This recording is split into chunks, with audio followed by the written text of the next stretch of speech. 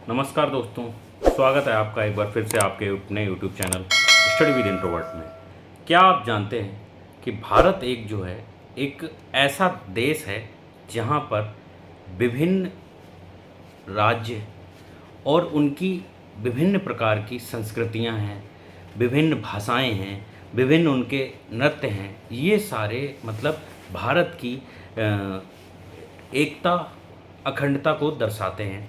और क्या है कि इसमें जो रहने वाले लोग हैं उन सब का अपना अपना एक नज़रिया है, रहने का तरीका है, अपनी संस्कृति है, अपनी भाषाएं हैं, अपना नृत्य है। तो आज हम बात करेंगे भारत के राज्य और उनके प्रमुख नृत्य, जो कि एग्ज़ाम पॉइंट ऑफ व्यू से बहुत ही अच्छा टॉपिक होने वाला है, जो आपके हर एग्ज़ाम में एक ना एक क्वेश्चन आपको यहाँ से देखने को मिलता है।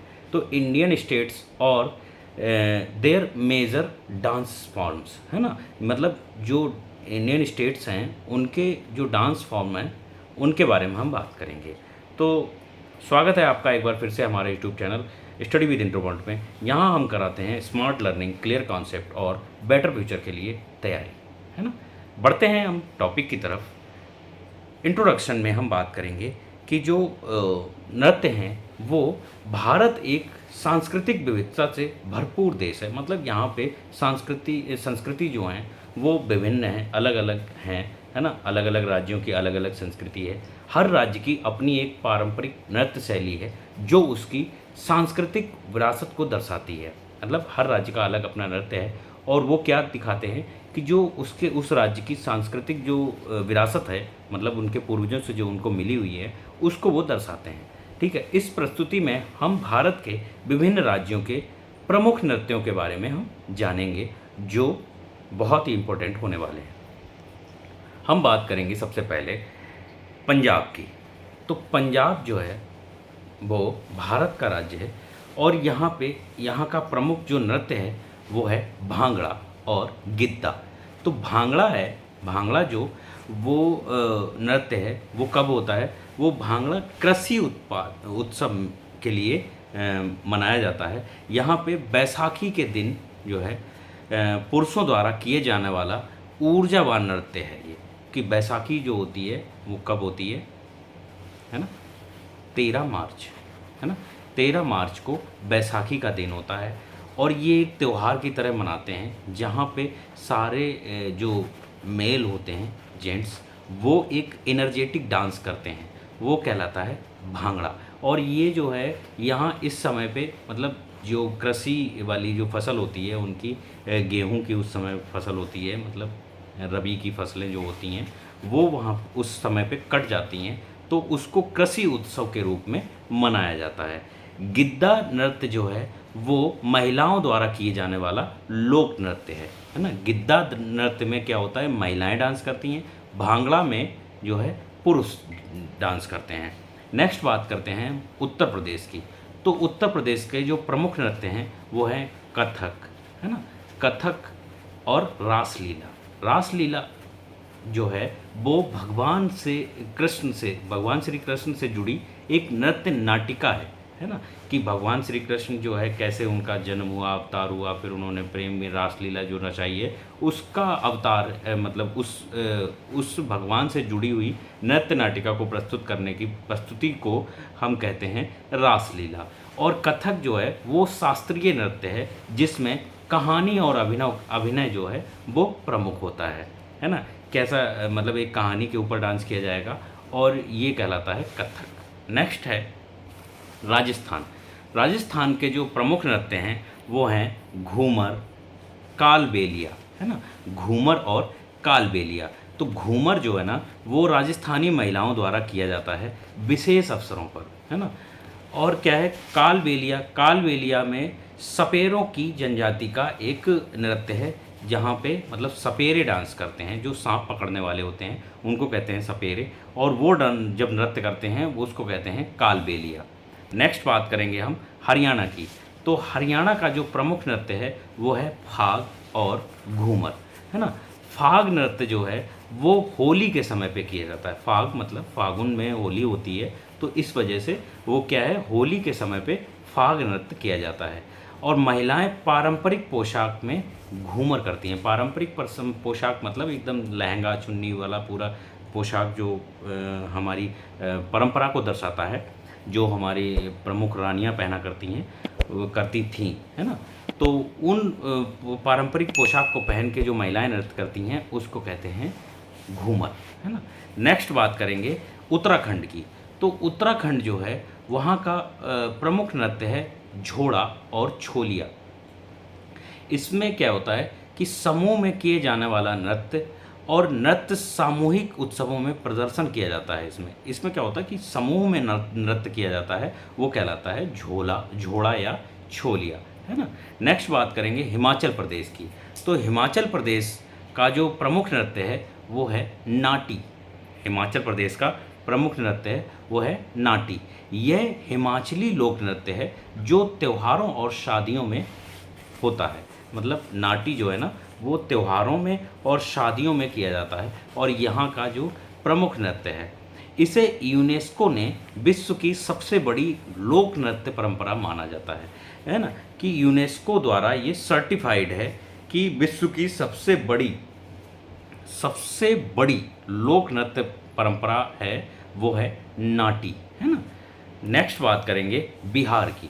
तो बिहार का जो प्रमुख नृत्य है वो है झिझिया, है ना।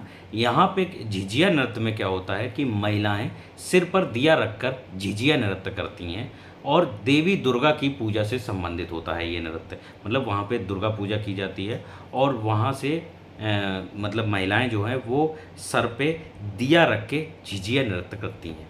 नेक्स्ट बात करेंगे झारखंड की। तो झारखंड का प्रमुख नृत्य है वो है संथाली नृत्य। संथाली वहाँ की एक लोकल लैंग्वेज भी है झारखंड की। तो झारखंड में जो प्रमुख नृत्य है वहाँ का वो है संथाली, है ना। अब संथाल जनजाति द्वारा ये किया जाता है और यहाँ पे ढोल और मांदर की ताल पर सामूहिक नृत्य होता है। मतलब ढोल बजता है और ढोल और मांदर की जो उस पर धुन पे एक सामूहिक नृत्य किया जाता है, उसको कहते हैं संथाली नृत्य। नेक्स्ट बात करेंगे पश्चिम बंगाल की। तो पश्चिम बंगाल का प्रमुख नृत्य है वो है छऊ, है ना। छऊ नृत्य युद्ध और पौराणिक कथाओं को दर्शाता है। ये जो है नकाब पहन के किया जाता है, मतलब चेहरे पे एक मास्क लगाया जाता है और उसके बाद में छऊ नृत्य किया जाता है। नेक्स्ट बात करेंगे हम उड़ीसा की। तो उड़ीसा का जो प्रमुख नृत्य है वो है ओडिस। ओडिस एक शास्त्रीय नृत्य है जो भगवान जगन्नाथ को समर्पित है।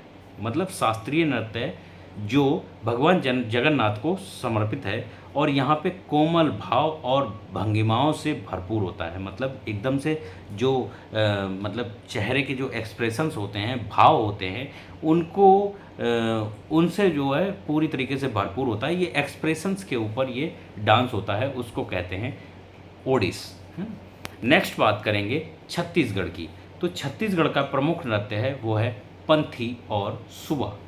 पंथी जो है ना वो सनातन पंथ से जुड़ा हुआ है। पंथी क्या है? सनातन पंथ से जुड़ा हुआ है।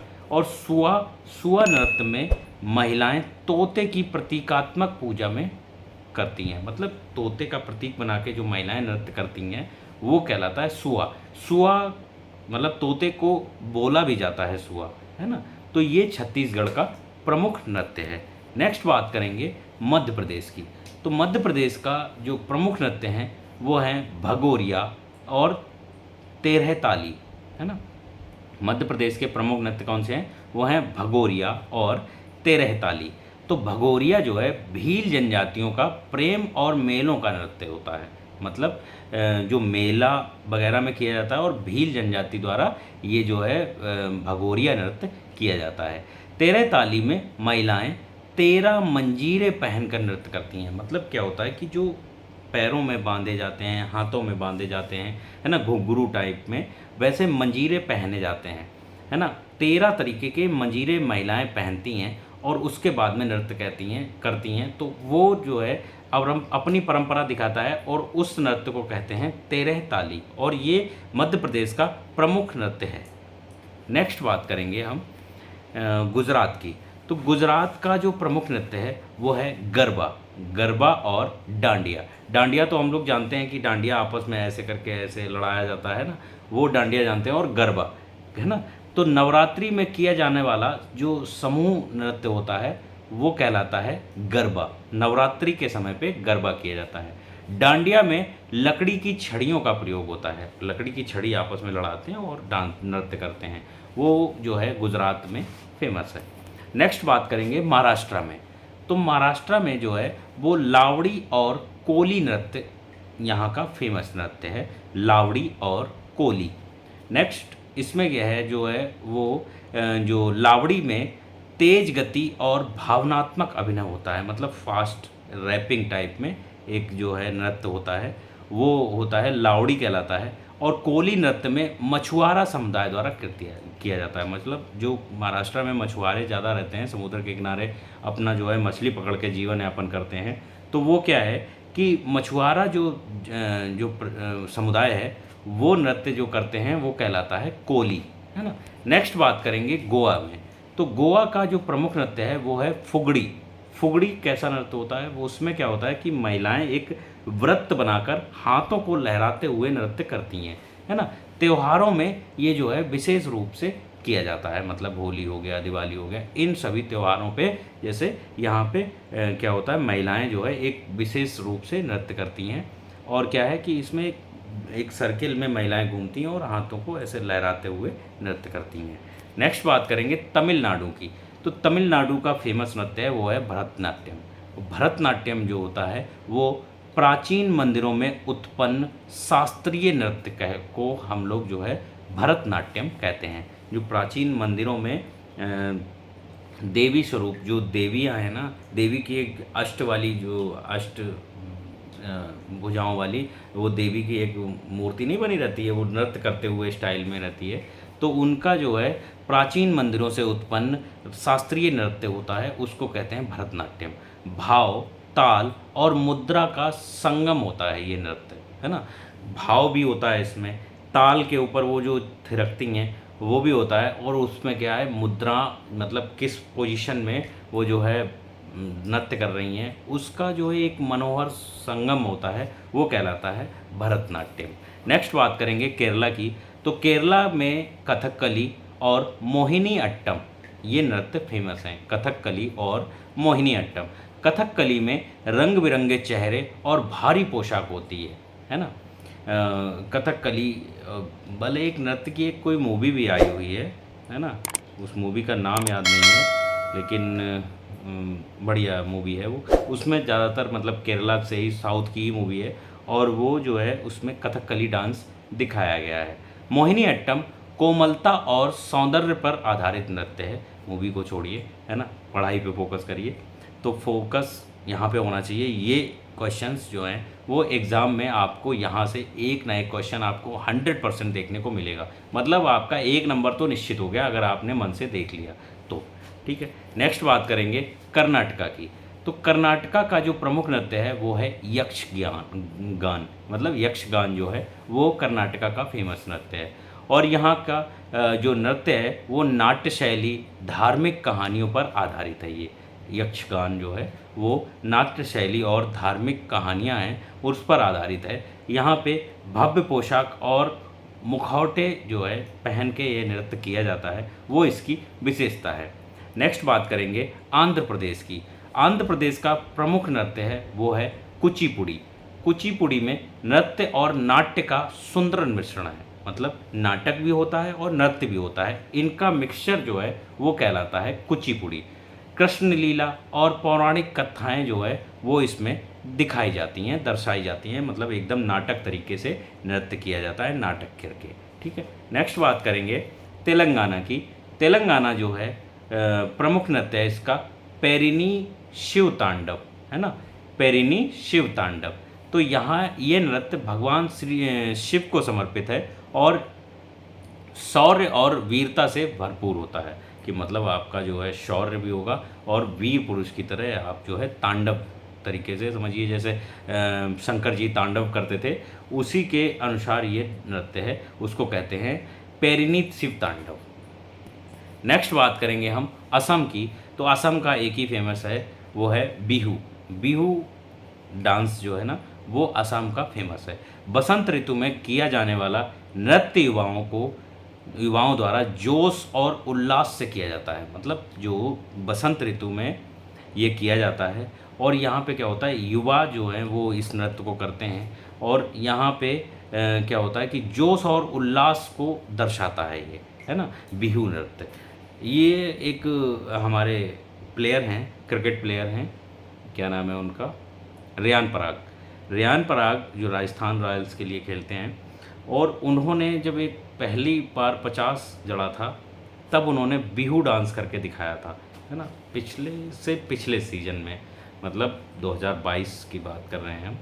तो 22 में जब उन्होंने 50 मारी थी, फर्स्ट हाफ सेंचुरी उन्होंने जड़ी थी, तब उन्होंने बिहू डांस किया था। वो असम से बिलोंग करते हैं, तो इस वजह से हमें याद है कि कैसे मतलब बिहू जो है वहाँ का, असम का फेमस डांस है। नेक्स्ट बात करेंगे मणिपुर की। तो मणिपुर का जो प्रमुख नृत्य है वो है मणिपुरी और यह एक शास्त्रीय नृत्य है। यहाँ पे राधा कृष्ण प्रेम कथाओं पर आधारित ये नृत्य होता है। राधा कृष्ण की जो प्रेम कथाएं हैं उस पर आधारित ये नृत्य होता है। इसमें कोमल भाव, भंगिमा और नृत्य की लयबद्धता इसकी जो है वो खासियत है। नेक्स्ट बात करते हैं हम नागालैंड की। तो नागालैंड की प्रमुख जनजाति जो है वो है नागा जनजाति और इनका जो है नागा जनजातीय जो नृत्य है वो प्रमुख नृत्य है। ठीक है, पारंपरिक युद्ध, खेती और त्योहारों से ये जुड़े होते हैं। इसमें रंगीन पोशाक और सामूहिक प्रदर्शन की शैली को दर्शाया जाता है इस नृत्य में, है ना, जैसे पिक्चर में दिखाया गया है ऐसा ही, मतलब एकदम से रंगीन पोशाक तरीके की पहनेंगे फिर उसके बाद में वो नृत्य करते हैं, तो ये कहलाता है नागा जनजातीय नृत्य। नेक्स्ट बात करते हैं त्रिपुरा की। त्रिपुरा का जो प्रमुख नृत्य है वो है होजागिरी। होजागिरी जो है रींग जनजाति महिलाएं सिर और कमर से संतुलन बनाए रखते हुए करती हैं। मतलब रींग जो जनजाति है त्रिपुरा की वो इस नृत्य को करती है जिसको कहते हैं होजागिरी। ये क्या है, आकर्षक प्रदर्शन और सजावटी वस्त्र इसमें जो है वो पहने जाते हैं। नेक्स्ट बात करेंगे हम मेघालय की। तो मेघालय का प्रमुख नृत्य है वो है साद सुक मैनसिम, है ना, साद सुक मैनसिम। यहाँ पे खासी जनजातियों द्वारा ये नृत्य किया जाता है।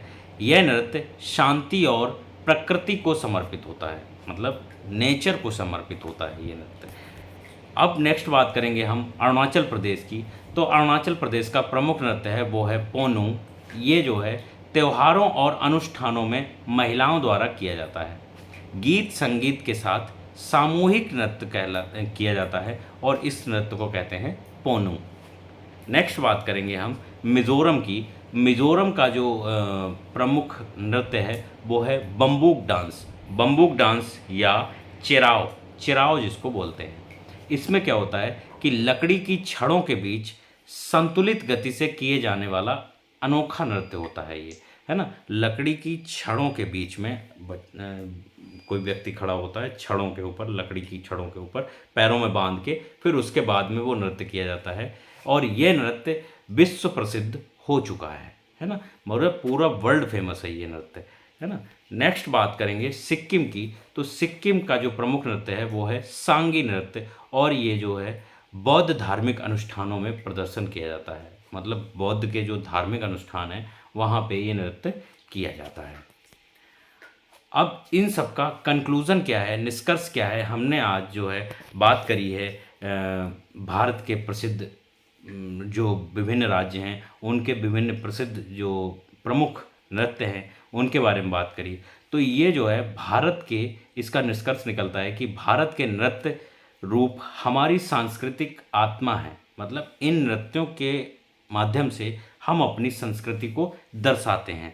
हर राज्य की कला अपने आप में एक अनूठी और समृद्ध है। मतलब हर राज्य अपने आप में एक कला लिए बैठा है, मतलब नृत्य के माध्यम से वो कला को दर्शाता है और क्या है कि इससे जो है अपनी संस्कृति को दिखाता है। हमें इन परंपराओं को जानना, सराहना और सुरक्षित रखना चाहिए कि मतलब जो हमारी पीढ़ी दर पीढ़ी हमारी परंपराएं चलती आ रही हैं उनको हमें जानना भी चाहिए, उनको हमें सराहना भी चाहिए, मतलब आगे भी बढ़ाना चाहिए और उनको सुरक्षित भी रखना चाहिए कि मतलब ऐसा नहीं कि एक समय के बाद में वो हमारी संस्कृति है वो डूब गई, हमें समझ में ही नहीं आ रहा, हमारी जो पीढ़ी आ रही है उनको पता ही नहीं है कि ये नृत्य कौन सा है ना। तो इन सबको हमें समझना भी होता है।